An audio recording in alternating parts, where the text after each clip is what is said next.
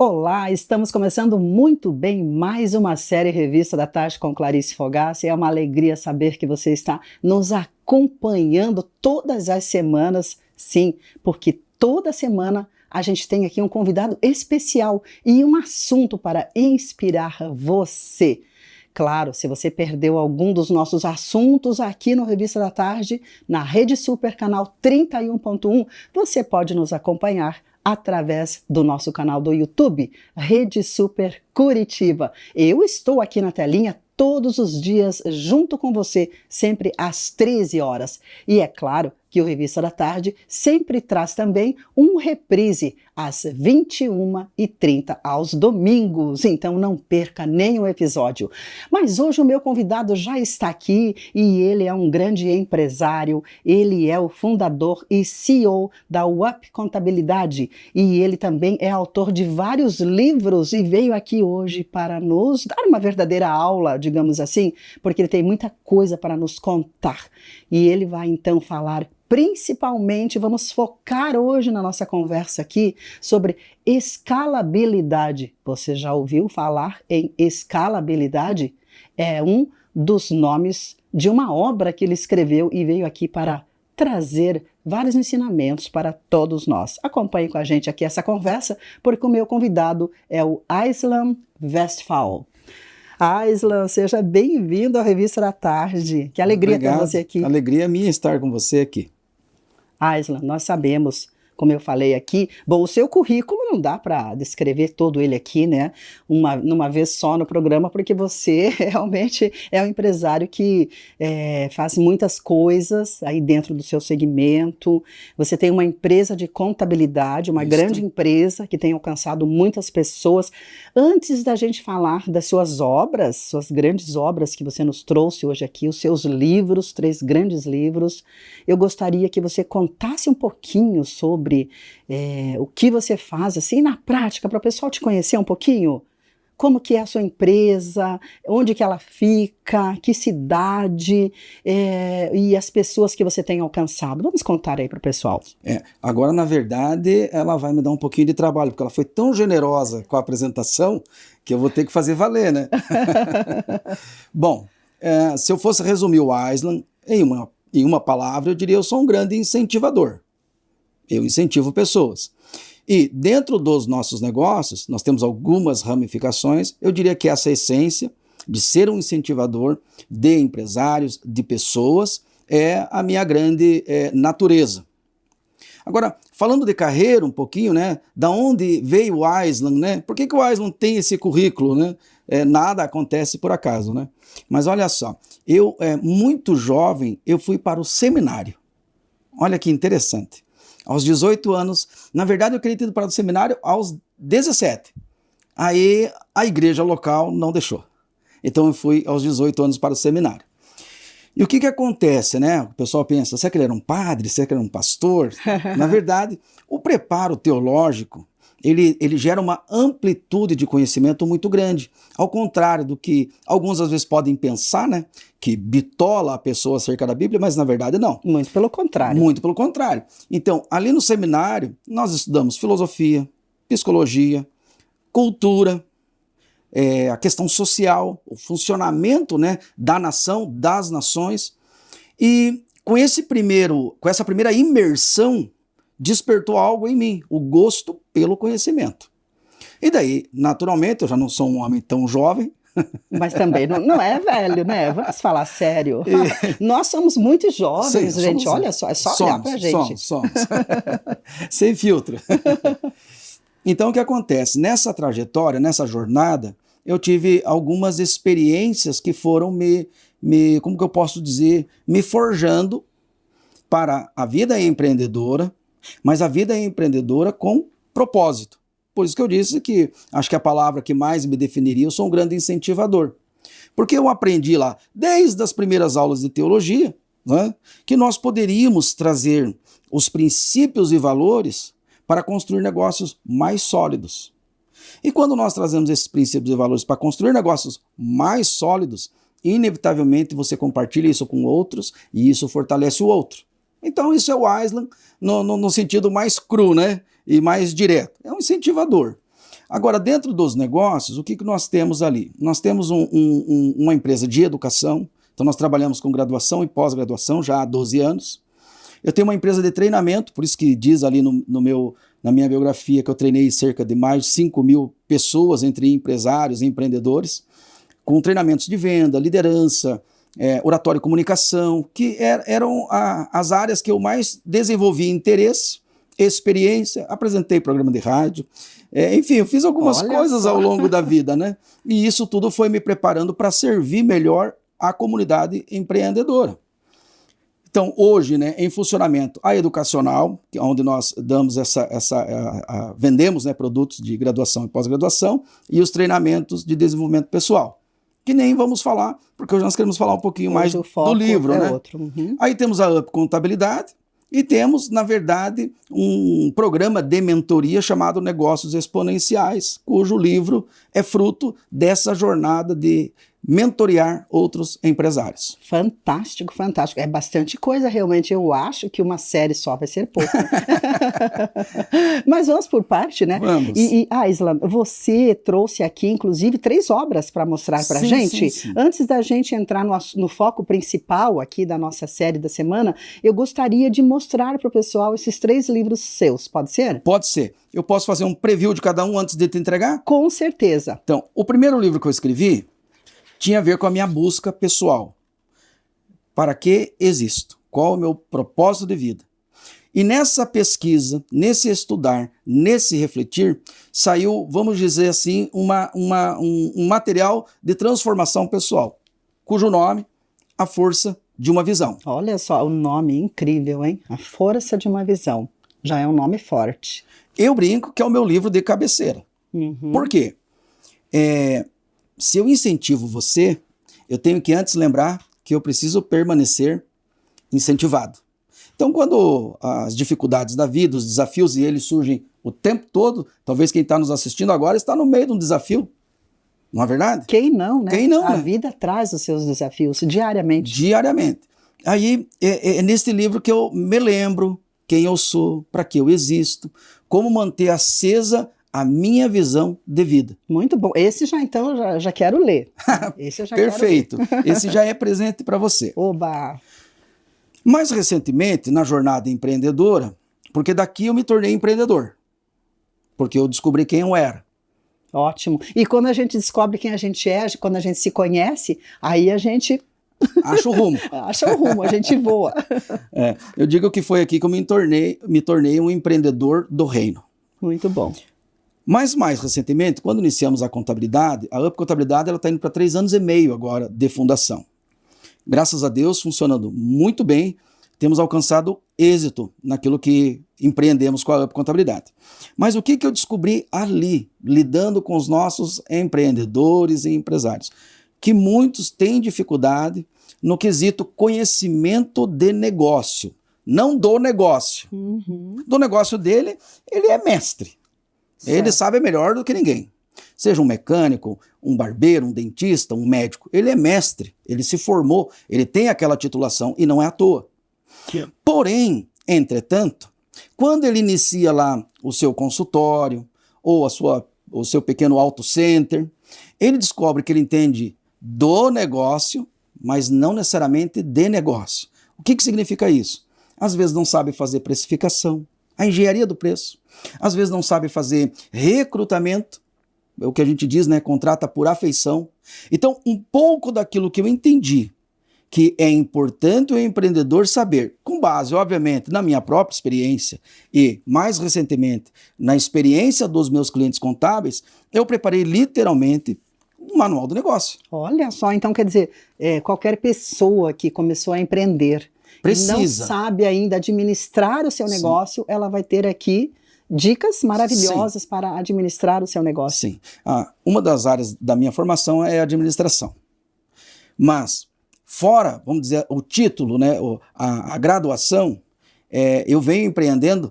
Eu comecei meu primeiro salão de cabeleireiro aos 18 anos de idade. Quando entrei no seminário, eu comprei o meu primeiro salão.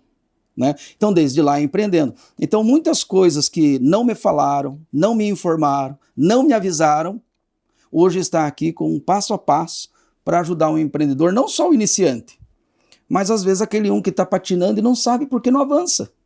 Muito bom, muito bom. E às vezes é só pegar uma dica, né? Eu brinco, né? Você compra um celular novo, uma TV, hoje não mais, né? Mas antigamente a gente abria o manual e lia, né? É verdade. Agora está tudo muito intuitivo, né? Mas nos negócios não é intuitivo. Precisamos do manual ainda. E vou falar uma coisa, nada como aprender com quem já passou por essas dores e venceu. Sim, Aprendeu com muita dor, não é mesmo? Com Porque muita antigamente dor. a gente não tinha todas essas informações Acesso na mão, que temos, como né? temos hoje, não é mesmo? Não tínhamos a IA, né? A inteligência artificial, não tínhamos o Google antigamente, há muitos anos atrás, então assim, não precisa sofrer. Acho que eu vou querer ficar com esse aqui também. Então, era mais um presente para você. Muito bom, gente, tô feita. E daí, por último, né, e é parte do que nós vamos conversar hoje, há alguns anos atrás, eu comecei a meditar profundamente no Salmo 1. Né? Bem-aventurado aquele que não fica, né, na roda dos escarnecedores e tal. E lá no trechinho final ele diz assim: antes ele tem o seu prazer na lei do Senhor, a sua planta, né, ela tem uma raiz que se diversifica, ela tem folhas que não murcham, etc. E eu estava no período de faculdade de administração nesse tempo, e eu peguei aquele salmo e comecei a meditar nele, pensando nos princípios de administração. Eu cheguei à conclusão que a Bíblia, certamente, é o melhor livro de gestão de negócios que existe. Bom, podemos dizer que a Bíblia é um manual completo. Da vida, né? Da vida, né? Mas de gestão também. De gestão também. Com certeza. E aí eu comecei a observar algumas parábolas, alguns textos, e percebi como a Bíblia o tempo todo fala de multiplicar, de prosperar, de avançar, de lançar as estacas. E eu falei, é isso que Deus deseja para o empreendedor, para qualquer um que decida empreender e, através do seu empreendimento, abençoar sua família, abençoar pessoas e, por que não, abençoar o reino de Deus. Alguns anos atrás, fui convidado para ministrar numa igreja, aqui em Curitiba, na primeira igreja batista, entre os empreendedores. E naquela ocasião, eu trouxe uma palavra, era um grupo de empresários, onde eu falei sobre o impacto da escalabilidade. Naquele momento, nós não tínhamos a contabilidade, era um outro momento da minha história, né? Mal sabia eu que aquela ministração se tornaria, vamos dizer assim, a base, a matriz do que eu viria a trabalhar nas mentorias nos anos que se seguiram. Que incrível! Inclusive, se quiser olhar no YouTube, tem lá o impacto da escalabilidade. Enfim, lá no programa Holy Hour, na época, né, era o Holy Hour. Mas então, por isso que vale a pena quando Deus chama, quando Deus fala assim, vai fazer aquela palestra, vai dar aquela palavra naquela igreja, naquela faculdade, ou enfim, vai fazer aquela fala lá que eu estou te mandando, vale a pena obedecer? Movimente-se. Movimente-se. Né? No mover das águas que os milagres acontecem. Amém! Né? E aí que surgiu a ideia de fazer Isso. Daí no ano passado, nós preparamos um material e fizemos o primeiro workshop, o impacto da escalabilidade.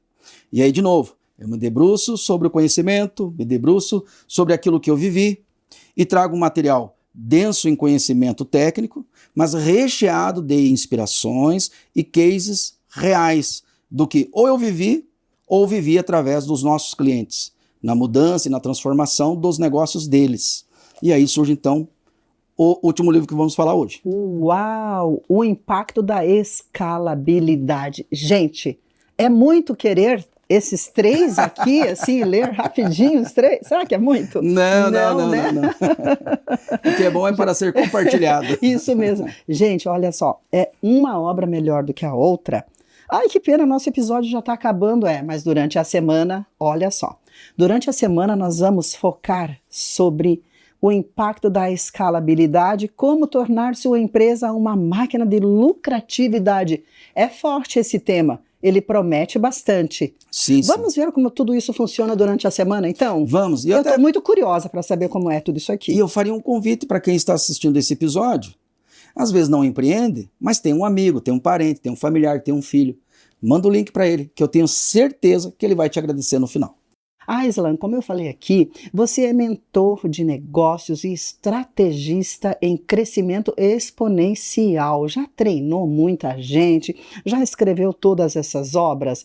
Mas para começar, Como que nasceu a ideia de escrever o livro Escalabilidade? E o que que essa obra traz para a gente? O que que o público que vai ler esse livro pode esperar desse material aqui? Bom, vamos lá. Você me perguntando de onde surgiu, né?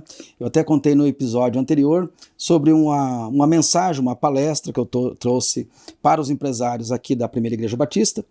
Mas eu estava lembrando, enquanto você fazia a introdução, que o tema me chamou a atenção pela primeira vez ainda no tempo da faculdade de administração, quando fomos estudar a Revolução Industrial.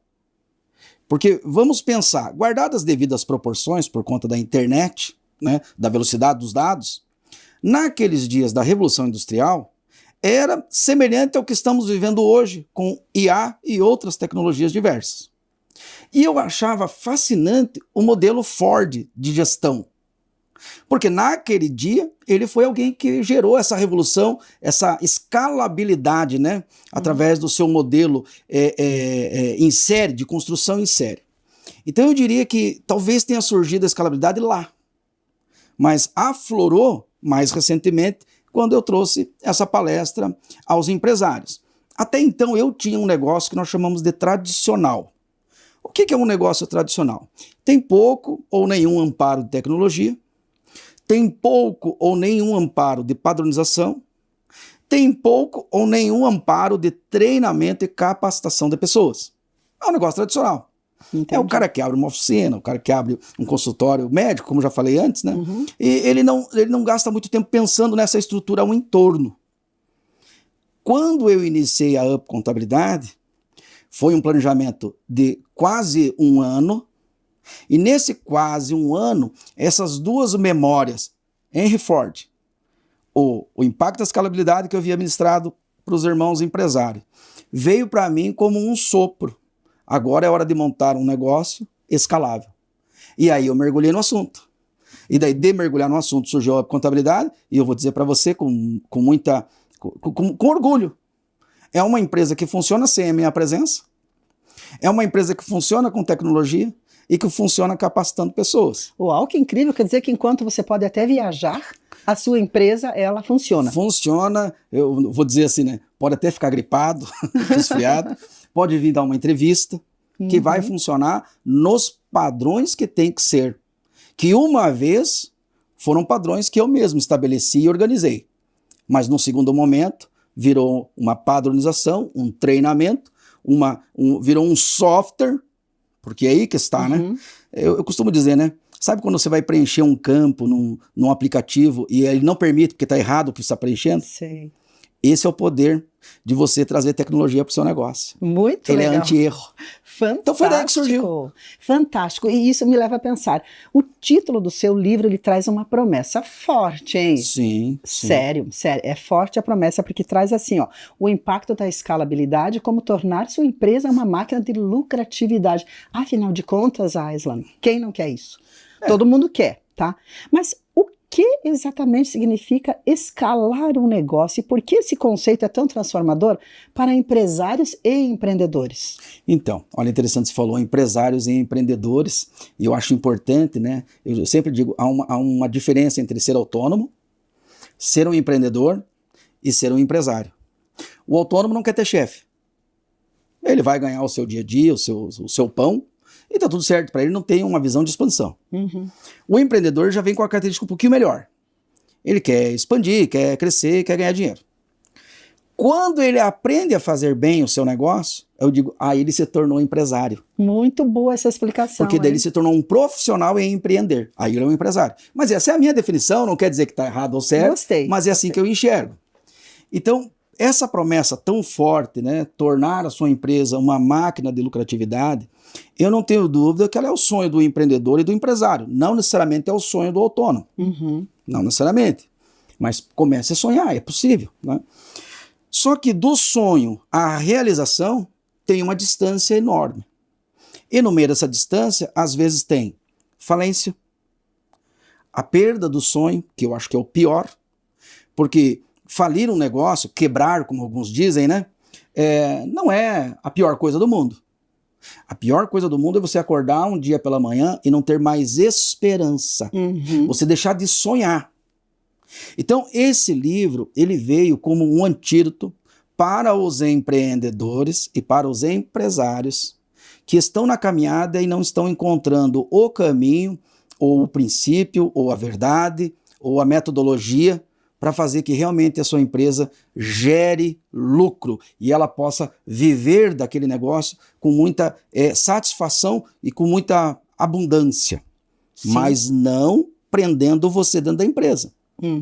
Então a gente não fala só de lucro, a gente fala de liberdade e de construir legado, que é o tripé dos princípios que eu aplico aqui dentro. Perfeito. Eu trago um dado aqui, olha só. O Brasil vive um momento intenso de abertura de negócios. Só nesse ano, no caso de 2025, no primeiro trimestre, tá?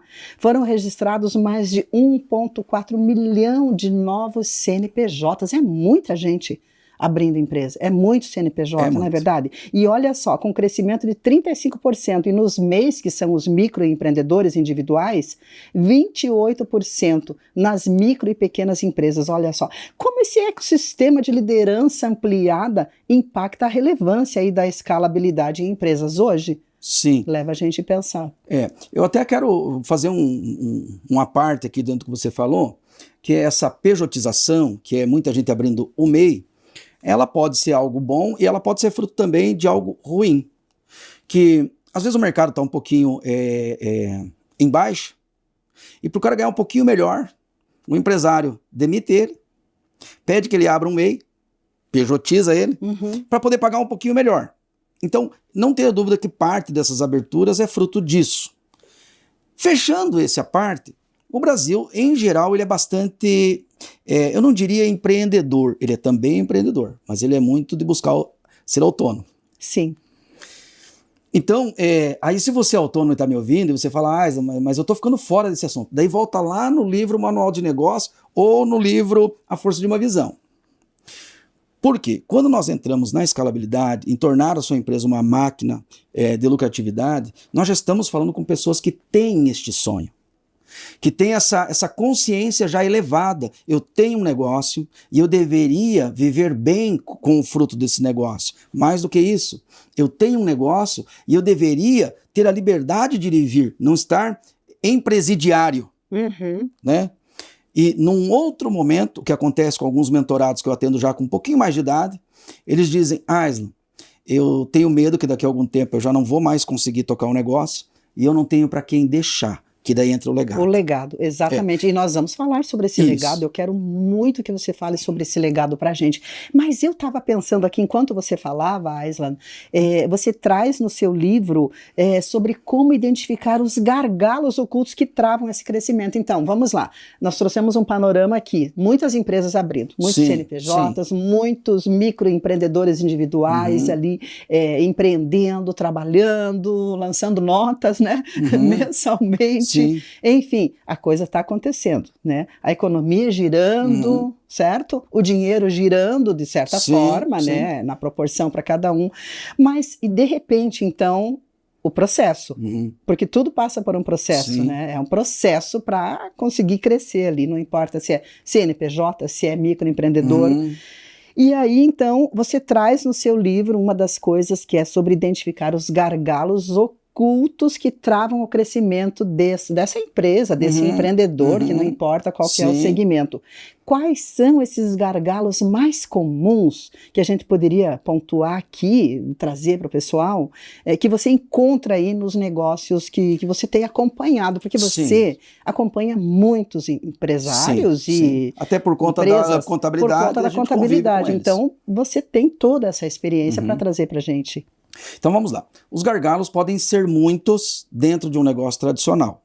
O livro, ele trabalha nos principais gargalos para empresas que querem deixar de ser tradicional e se tornar uma empresa escalável. Não tem nada de errado em ser uma empresa tradicional, o dono coordena 2, 3, 4, 10, 20 funcionários e não sonha em expandir. Não há nada de errado, é um negócio tradicional. Os gargalos ali são diferentes de uma empresa que diz, eu quero expandir. Ah, você quer expandir? Abrir filiais, franquear o negócio, ou aumentar a tua estação produtiva onde você está. Sim, eu quero e não estou conseguindo. Então, para estes negócios que querem escalar, nós apontamos aqui 3 gargalos típicos. O primeiro deles, presença ou ausência de tecnologia. Uhum. É improvável, eu diria impossível, é improvável e diria impossível, uma empresa escalar nesta geração, nesta era que nós estamos, sem a utilização, eu diria, robusta de tecnologia. Uhum. Desde a assinatura de um contrato, desde o envio de um folheto ou de um flyer do seu negócio.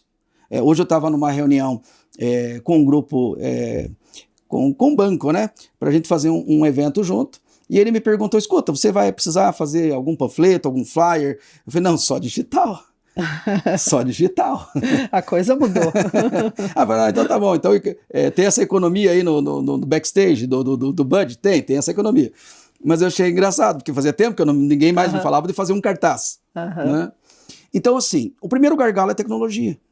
E parece que nós estamos assim tão tecnológicos, mas perceba uma coisa, Clarice, que ainda tem gente que tem dificuldade de operar o aplicativo do banco no celular. Uhum. Muita gente. Muita gente. Tanto é que a gente vê, às vezes, num jornal, num telejornal desses que apresentam golpes aí, as pessoas com um pouquinho mais de idade, e não só de idade. Não só de idade. Não só de idade. Caindo em golpes porque pediram ajuda ali para ir no caixa eletrônico ou algo do tipo.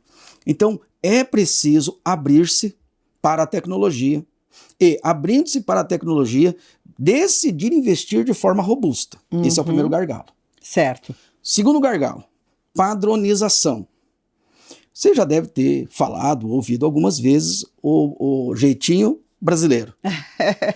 Quem já não ouviu? E quem talvez não tenha praticado também, né? Então, assim, para você desenvolver uma companhia, uma empresa escalável, não tem mais como trabalhar com jeitinho.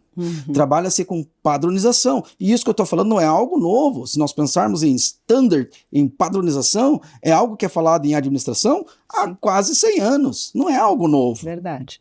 Mas ainda insistimos em não ter padrões claros. Cada cliente é atendido de uma maneira, cada problema é resolvido de uma maneira nova, quando poderíamos padronizar. Então, padronização dos eventos da sua empresa.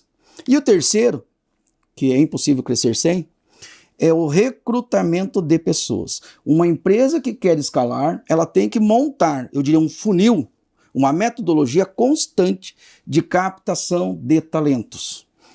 Isso acontece muito com o pequeno, ele contrata por afeição. Gostei dele, vou trazer para cuidar do financeiro da minha empresa. Não adianta ser bonitinho. Não, boniteza não se põe na mesa. Nós temos que pensar, e eu digo para você, às vezes as pessoas esperam que o fundador, o dono do negócio, ele seja polivalente, ele saiba de tudo. Não. Aliás, tire de você esse peso, você não sabe tudo. Mas tire de você esse peso, porque às vezes as pessoas ao entorno pensam que porque você iniciou um empreendimento, você tem que saber de tudo. Não. Captar, contratar pessoas, atrair talentos, é um outro perfil, é um outro estilo de trabalho. Às vezes você pode trazer alguém com essa ênfase profissional, ou às vezes terceiriza. Perfeito. Eu estou gostando. Acabou o problema da mão de obra. Eu estou aprendendo contigo aqui. Gente, muita coisa para a gente aprender. Olha, você que está em casa, está anotando tudo? É muita coisa. Bom, qualquer coisa, aqui ó. Um livro. Muito bom. E você fala então sobre esses gargalos ocultos que podem travar o crescimento de uma empresa, né? Esse processo todo. E você falou sobre 3 gargalos. Isso. E o terceiro que você falou foi sobre quando o empresário ele vai contratar as pessoas para compor o quadro de funcionário da empresa. Eu queria que você falasse um pouquinho mais sobre esse terceiro gargalo. Perfeito. Conta pra gente. Boa tarde, prazer estar com você mais uma vez. Obrigado pela audiência e quem nos acompanha nos episódios. Bom, vamos lá. O gargalo, eu até diria que no primeiro momento é o gargalo que mais causa dores para um empresário. Porque quando você não tem, por exemplo, a tecnologia, que é um dos gargalos, você vai se virando de algum jeito e sem muito prejuízo por não ter. Às vezes não tem eficiência, mas não tem o prejuízo. Na padronização, talvez gere algum prejuízo quando você não tem padronização. Mas na contratação de pessoas, não tem como. Contratou errado, prejuízo na certa. Prejuízo do tempo que você vai gastar para ensinar aquele colaborador a desenvolver a tarefa, e depois você descobre ao longo de alguns poucos meses que ele não é a pessoa ideal para aquela tarefa. Então, todo aquele período que você investiu, salário, os tributos, o tempo, um funcionário teve que se desalocar da onde estava para treinar esse novo funcionário, acabou de ir para o ralo. E aí, como havíamos falado no outro episódio, normalmente o pequeno empreendedor, e não só pequeno, médio, e algumas vezes até o grande, contrata por afeição, e aí ele sofre aquela pancada, né?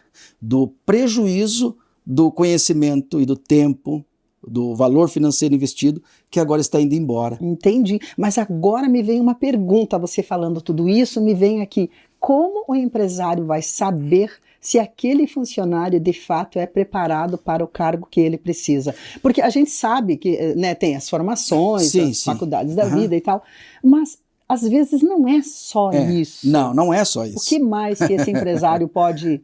Será que ele vai pesquisar a pessoa lá no Instagram, por exemplo? Não sei. Conta pra gente. Né? O ponto é esse, é que não é só isso. Não é só isso, acho que é além disso, né? Se currículo resolvesse nosso problema, não teríamos mais problema. Pois é. O ponto é justamente o empreendedor acreditar que ele é polivalente, que ele é capaz em todas as áreas e não buscar o que nós chamamos de uma possível terceirização ou a profissionalização interna do seu próprio recrutamento, que não envolve a afeição na contratação. É trazer uma pessoa que foi preparada, tanto lá no seu curso de graduação, obviamente afiou, né, os seus talentos e habilidades, através não só de análise metodológica, mas também de análise metodológica, mas afiou a sua percepção, né, na hora de contratar alguém. Então você quer expandir aqui o programa Revista da Tarde, e vamos imaginar que você precisa de um vendedor. Aí você passa aqui pelo corredor, tem um rapaz tão engraçadinho, tão simpático, e tá precisando de emprego. Aí a Clarice, com aquele coração desse tamanho, que é comum ao empreendedor ter um coração desse tamanho. É verdade. Tá? E fala, acho que eu vou contratar esse menino. Ali começa a dificuldade. Isa, mas eu conheço alguém que contratou assim e deu super certo. O nome disso está nas estatísticas, né, na probabilidade. Existe a possibilidade disso acontecer? Existe, mas a probabilidade é muito pequena. E se eu quero tocar uma empresa e fazer dela um negócio profissional, eu não posso contar com esse palpite. Porque quantas vezes eu vou errar? Eu posso falar de mim. Porque por muito tempo eu pensei que eu era polivalente e eu sabia avaliar pessoas.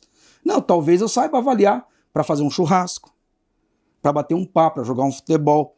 Mas para trazer para o teu time são percepções técnicas que um psicólogo, alguém que se desenvolveu na área de recrutamento humano, vai poder, já com ferramentas já exaustivamente experimentadas, trazer não afeição, mas trazer características da personalidade, Entendi. do perfil profissional, que de fato... E talvez você até nem goste dele. Não tem problema. Ele precisa gostar da tarefa que ele está executando.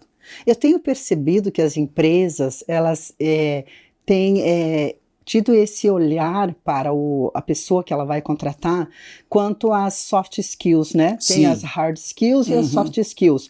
Então, assim, porque muitas vezes a pessoa até tem a formação, ele é um técnico maravilhoso, perfeito, mas não tem as habilidades pessoais de gestão, da emoção, etc. Eu percebo isso nas empresas, percebo os empresários falando, leio a respeito da importância de se analisar isso também. E quando você falou aqui de um psicólogo, de repente, né?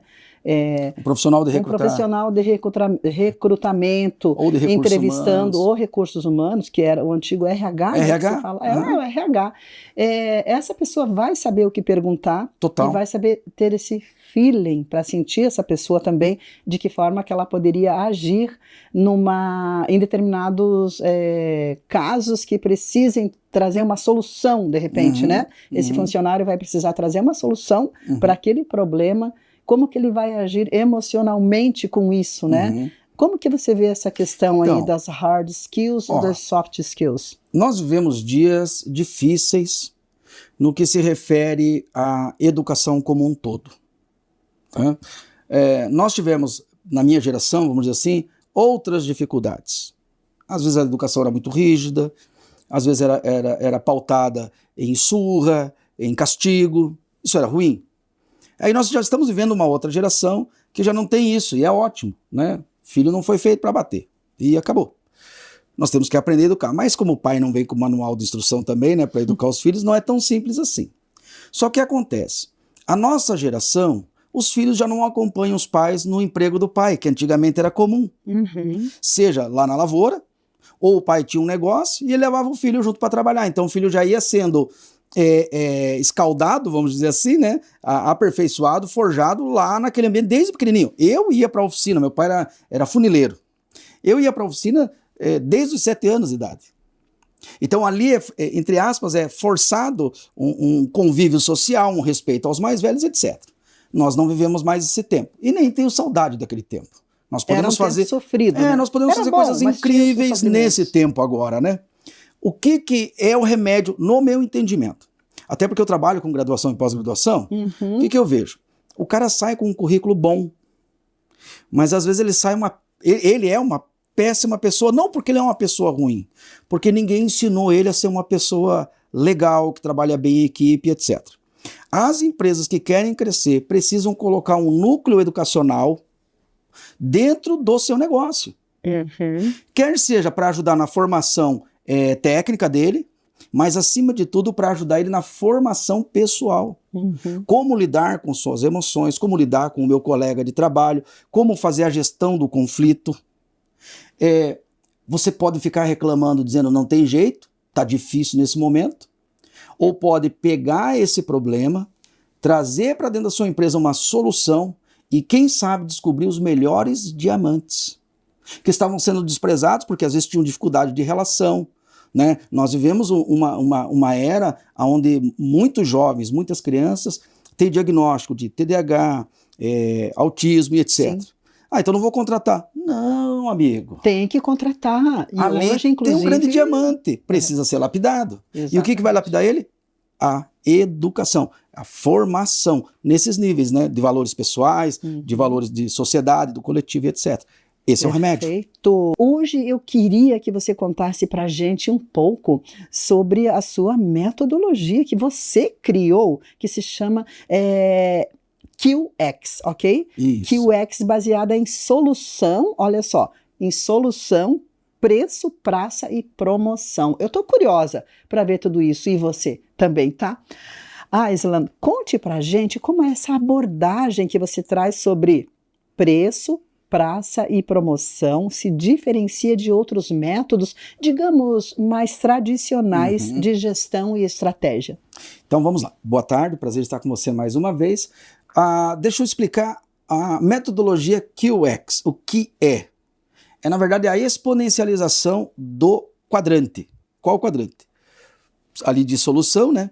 Que é o produto ou serviço que você oferece. Então, o mecânico conserta carros, o médico faz consultas médicas e cuida do bem-estar, da saúde das pessoas. Essa é a sua solução, esse é o seu produto e serviço. E nós, através da metodologia, porque quando nós falamos de escalabilidade, entenda, são muitos princípios. E se eu jogar para um empresário, numa mentoria, todos esses princípios, e não ajudar ele a ter o que nós chamamos de foco, ele vai ter um apanhado de ingredientes e não vai saber fazer bolo nenhum. Pensando de uma maneira bem simples. Então, o que é a metodologia QX? De tudo que a gente abriu, que a gente explanou, a gente traz agora, vamos dizer, um sintético, um mínimo irredutível e colocamos no quadrante.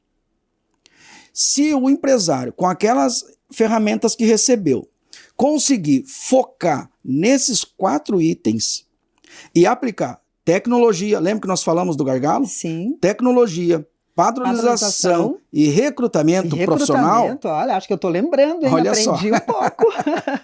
Então, se ele aplicar esses 3 princípios no quadrante, é impossível não explodir, no bom sentido, né? Uau! É só voar daí. É para frente, é para cima, é resultado na certa. Mas como é que você pode afirmar isso? Bom, lembra, eu tenho uma contabilidade. Eu acompanho os empreendedores. Nós temos clínica médica, nós temos oficina, nós temos autopeça, nós temos empresas que revendem peças, nós temos uma capilaridade, uma diversidade na nossa carteira. E nós fomos observando que cada empreendedor tem ali um pequeno conjunto de informações e faz o melhor que consegue com aquele pequeno conjunto. E às vezes aquele pequeno conjunto nem é o melhor. Uhum. Porque fazer o melhor com mais ou menos não garante o resultado. O negócio é fazer o melhor com o melhor da doutrina de gestão de negócios. E aí dentro dessa doutrina eu trago para o empreendedor, para o meu mentorado, esse foco no quadrante. E ensino ele a como focar em cada uma dessas áreas nesse tripé. Tecnologia, padronização e pessoas.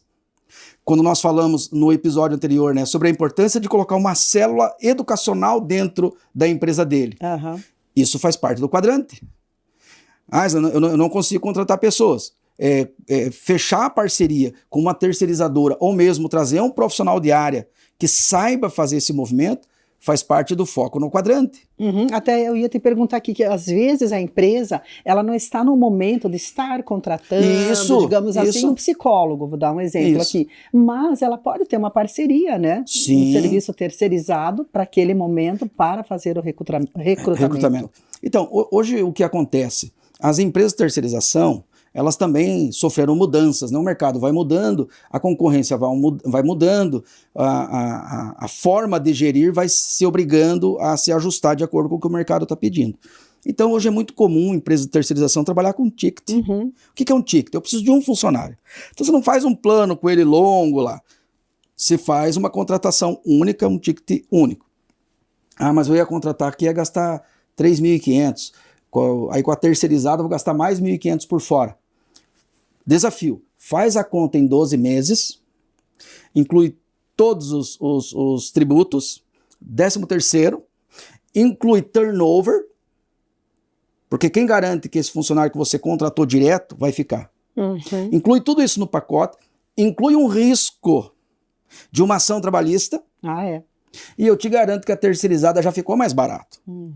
Mas às vezes nós estamos naquele paradigma de que contratar uma terceirização é caro, é difícil. Os contratos de antigamente né, tinha uma fidelização, então você ficava meio obrigado no contrato, mesmo que as coisas não estivessem dando certo. Isso tudo mudou. Mas então precisa ter uma mudança de mentalidade. Total. É visão. Lembra que lá no nosso primeiro episódio nós falamos sobre a força de uma visão, né? Lembro. E um dos pontos que nós tratamos no livro é sobre a visão exponencial. Uhum. Então eu preciso ter uma visão de escalabilidade.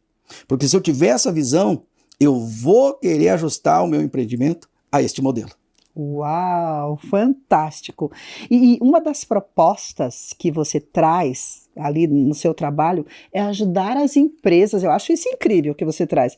Para mim, assim, tudo me chamou a atenção, mas isso aqui é o que mais me chamou a atenção, que é o seguinte, ajudar empresas a crescerem sem depender exclusivamente do dono da empresa. Sim. Será que isso é possível? Por que essa dependência seria tão prejudicial assim? Como superá-la? Mas isso eu vou pedir para você responder no próximo episódio, porque esse já terminou. Pode ser? Perfeito, combinado. Combinado então. Até o próximo. Até o próximo episódio. E você está aprendendo com a gente? Que bom que você está aprendendo, anotando tudo aí. Se você não conseguiu pegar tudo, tem o livro. Depois você pode adquirir o livro, com certeza, lá nas redes sociais do Aslan. Ele vai dar todas as informações de como você pode adquirir qualquer um dos seus livros, inclusive não somente esse, mas esse aqui também, que é o Manual de Negócios, e esse aqui também, que é a Força de uma Visão, certo? Então, assim, são todas obras maravilhosas que vêm para agregar aí para qualquer pessoa. Mesmo que não seja um empresário, você pode aprender muito com esses livros. Mas o foco principal, como eu já havia comentado em outros episódios, nosso hoje aqui é sobre este livro aqui, sobre o impacto da escalabilidade. E está sendo muito legal a gente aprender junto aqui com você. Eu perguntei para você, que é algo que me chama muita atenção, quando você traz no seu livro sobre a proposta do trabalho que você faz, que é ajudar empresas a crescerem sem depender exclusivamente do dono. Por que essa dependência é prejudicial e como superá-la? E é possível isso? Agora eu estou pensando assim, como? numa empresa, né, pode acontecer, pode evoluir sem o dono estar junto. Não tem mais aquele ditado antigo, não funciona mais que o... Como que é? Que o olho do dono... O olho do dono engorda a boiada. Engorda a boiada. Então não é mais assim, essa mentalidade mudou também, é isso? Eu diria assim, que talvez tenha que parafrasear, né? Uma boa tarde à nossa audiência. Na verdade tem que parafrasear, né? Quando nós falamos o olho do dono, eu gosto de dizer assim, a visão do dono. A visão do dono, gostei. Então é diferente do olho. É, né? verdade. A visão é um conjunto de valores, né? A visão é um conjunto de valores. Então, olha só, quando nós falamos do empreendimento, da empresa crescer sem a presença do dono, nós estamos falando que ele vai viajar para uma ilha deserta e nunca mais vai ter relação com sua equipe. Não, de maneira alguma é isso. Não é abandono. Não é abandono, mas que ele tenha a liberdade de fazer uma viagem sem precisar estar com o celular ligado durante o passeio com as crianças ou com a esposa. Então, esse nós chamamos de empresidiário, ele está preso no negócio. Ele iniciou para ter liberdade, talvez lá como autônomo ainda, não queria ter chefe, e acabou descobrindo agora que ele tem milhares de chefes e não consegue se desligar. Às vezes acaba até escravizando mesmo. Até escravizando. Então, olha só, a metodologia, ou como nós dizemos, né, desenvolver negócios escaláveis, eu tenho que partir para uma gestão estratégica. Olha só, você acha que faz sentido um funcionário ter que perguntar para o dono da empresa onde é que está a resma de papel? Não faz. Não faz sentido nenhum. Não. Agora, se o chefe viajou, ele vai ter que ligar para o celular do chefe e perguntar, chefe, onde é que está a resma de papel? Mas e se houvesse um procedimento? E se houvesse um estoque? E se houvesse uma pessoa responsável pelo suprimento da equipe? Eu vou dizer para você, ninguém nem lembra que existe o dono. Porque o que nós queremos quando vamos trabalhar dentro de uma corporação, de uma empresa, também é liberdade de ação. Certo. Então ninguém quer toda hora ter que pedir a bênção, vamos dizer assim, né? Pedir a bênção pro supervisor, ou pro dono, ou pro sócio, de cada passo que eu vou dar. Mas por que o funcionário se obriga a fazer isso? Porque não há procedimentos claros. Não há um fluxograma, não há um organograma. As coisas não estão claras para ele. Aí no medo de errar, né? Claro que às vezes é porque ele quer fazer uma média com o chefe, tem isso, né? Mas às vezes, a maior parte das vezes é por medo de errar. Então ele vai em quem sabe todas as respostas, que normalmente é o dono, que sabe onde está a resma de papel, onde está a lata de tinta, qual é a senha do banco para fazer o pagamento ao fornecedor. Não, crie procedimentos. Eu brinco, há muito tempo atrás, e eu quero já avançar no outro assunto contigo, eu li um livro assim, como que era o nome? Como Trabalhar para Idiotas. O livro tinha essa chamada provocante, mas na verdade a ideia é como trabalhar com pessoas que não definem processos. E aí se torna difícil, né? Então ele mostrava uma dinâmica de que o preguiçoso é o melhor a ser contratado. Porque ele vai buscar a melhor metodologia, não o preguiçoso de fazer, o preguiçoso de refazer. Retrabalho. O retrabalho. O retrabalho. Daí evita o retrabalho. Então esse ele vai buscar a melhor metodologia, a melhor ferramenta, para não depender de nada nem de ninguém. É mais ou menos disso que nós estamos falando. O dono, ele precisa ser um pouquinho preguiçoso.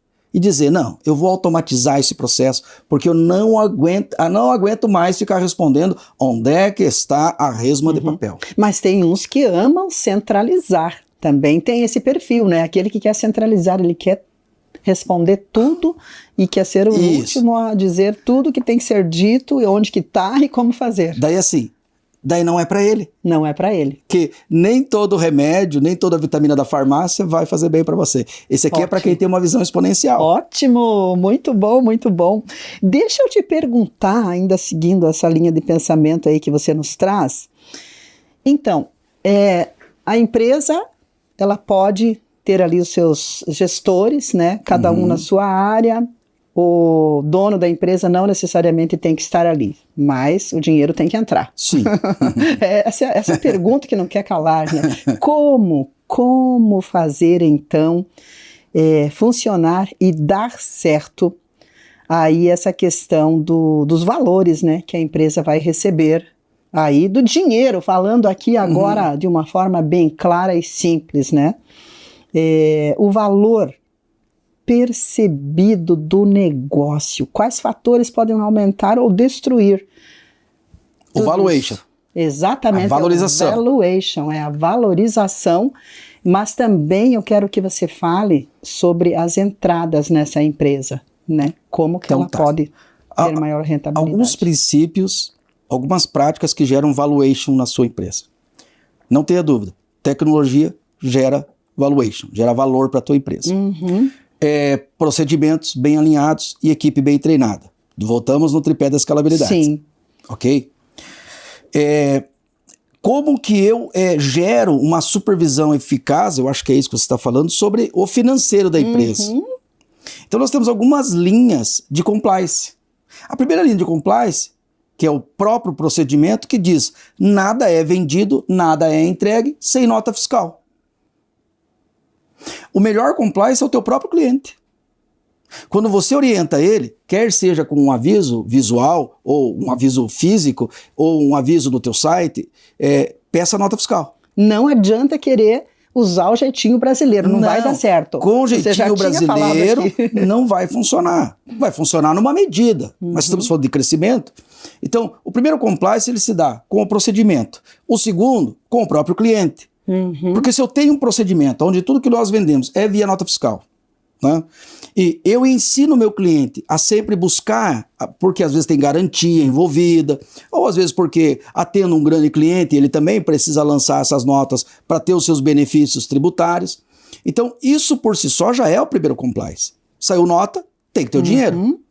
Nas empresas menores isso é um pouco mais difícil, mas de novo, a primeira barreira de fiscalização é o procedimento. Então, nós por muito tempo não aceitamos nenhum tipo de pagamento em dinheiro. Hoje até tomamos um susto, um cliente veio lá para pagar um valor financeiro em dinheiro. E eu disse para a Tati, minha esposa, né? Falei, eu não sei quando foi a última vez que eu vi uma nota de 100. Não porque eu não tenho dinheiro, porque eu não vejo o papel. Sim. Porque o papel não tem como dar origem. Caiu na gaveta de um, de outro, às vezes pode ser uma questão de caráter, está passando por uma dificuldade e aquilo ali cai no esquecimento e você perdeu. E o duro não é perder os R$100. O duro é perder um funcionário por causa de R$100, porque você vai ter que desligar ele. Mas, no final das contas, você concorda que parte da culpa foi porque eu não desenvolvi um procedimento que evitasse essa transação, que pudesse gerar esse diz que me disse? Que daí eu pergunto para o cliente, escuta, você acertou aquele valor? Não, já acertei. Eu pergunto para o funcionário, não acertou nada. Não e foi aí? nem registrado. Não tem registro. Não houve registro. Então é o procedimento que me dá esse primeiro compliance. Depois, obviamente, a questão cultural, que eu ensino o meu cliente a pedir a sua nota fiscal, garantir os seus direitos e, obviamente, o treinamento do próprio profissional. Então, não, eu não preciso estar lá para que o dinheiro suma. Não, é criar procedimento, colocar tecnologia e gerar esses compliances aí, essas barreiras. Perfeito, muito bom, muito bom. A gente sabe que você já treinou mais de 5.000 empreendedores, impactou milhares com seus programas presenciais e digitais, inclusive. Sim. E eu queria, não vai dar tempo da gente falar mais sobre isso, né? Porque o nosso episódio está terminando, nossa série está chegando ao fim, que pena, né? Acho que você vai ter que voltar, viu, Olha, eu aceito o convite. Tô achando que sim. Mas eu queria que você deixasse aqui, para quem está interessado em conhecer um pouco mais de você, do seu trabalho, das suas mentorias, a sua empresa de contabilidade e sobre as suas obras também. Eu gostaria que você deixasse aqui os seus contatos e a sua mensagem final daí, para a gente terminar essa série aqui com chave de ouro. Para você conhecer melhor o meu trabalho, você pode ir no nosso site mentoria.aislanwestphal.com.br. Lá você vai encontrar os livros e pode adquirir, e os nossos programas de mentoria e de desenvolvimento humano, ok? Todos os nossos cursos digitais, eles vêm embutidos de horas de treinamento personalizado, uma mentoria. Então vou fazer um curso de oratória que tem digital lá, vai receber 2 horas de treinamento personalíssimo, ok? Para ajudar ele a desenvolver na área que ele precisa, a dinâmica de comunicação dele, ou gestão de projetos, ou gestão de equipes, o que for. Então, entra lá. É o primeiro caminho para conhecer o meu trabalho. Para conhecer o Aislan como pessoa, como empresário, como pai de família, segue no Instagram, porque lá a gente sempre compartilha tudo que a gente vai vivendo, o nosso dia a dia, né? Então, Aislan Westphal Oficial. Até com o nome desse, nem precisava do oficial, mas tem um oficial lá. Muito bom, muito bom. 2 frases para deixar aqui para as pessoas guardarem no coração aí para a gente encerrar o nosso programa? Bom, a primeira frase é: você foi criado para multiplicar.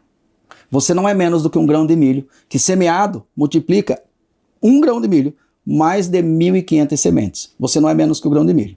Segundo, tudo começa com uma visão.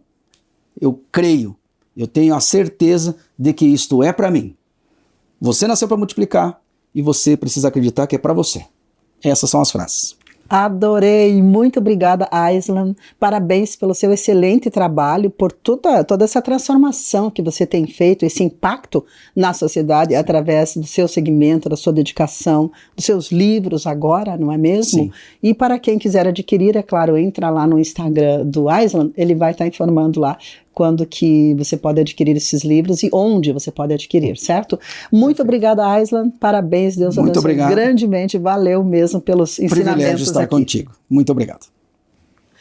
E você que nos acompanhou, gostou dessa matéria dessa semana? Eu tenho certeza que sim. Olha, eu aprendi muito. Eu espero que você também. E se você perdeu algumas das nossas conversas aqui, algum bate-papo, corre no nosso canal do YouTube e assiste a matéria completa lá. Eu vou ficando por aqui e desejo que Deus o abençoe grandemente. Um abraço carinhoso. Você olha no espelho e você percebe que as suas olheiras deixam o seu olhar cansado mesmo quando você está descansado? As olheiras, elas podem ter uma causa genética ou por uma perda de volume nessa região ou mesmo pelo processo do envelhecimento. Mas existe uma solução moderna e eficaz, o preenchimento das olheiras com ácido hialurônico. O resultado? Um olhar mais descansado, rejuvenescido, cheio de vida. Porque quando as olheiras desaparecem, a sua verdadeira expressão de confiança e vitalidade aparecem. Preenchimento de olheiras, um toque sutil que pode fazer toda a diferença. Aqui foi a doutora Gemima para o Minuto Fala Doutora. Realce sua beleza com o cuidado de quem entende. Tratamentos personalizados que revelam o melhor de você. Atendimento exclusivo com quem também forma profissionais. Agende agora e descubra o poder da transformação que só o Estúdio Única pode oferecer. Olá, sou o Mimose Tesouro e gostaria de convidar você para conhecer o nosso espaço. Tem uma equipe totalmente preparada para cuidar da beleza e da saúde do teu cabelo. Venha conhecer o nosso espaço.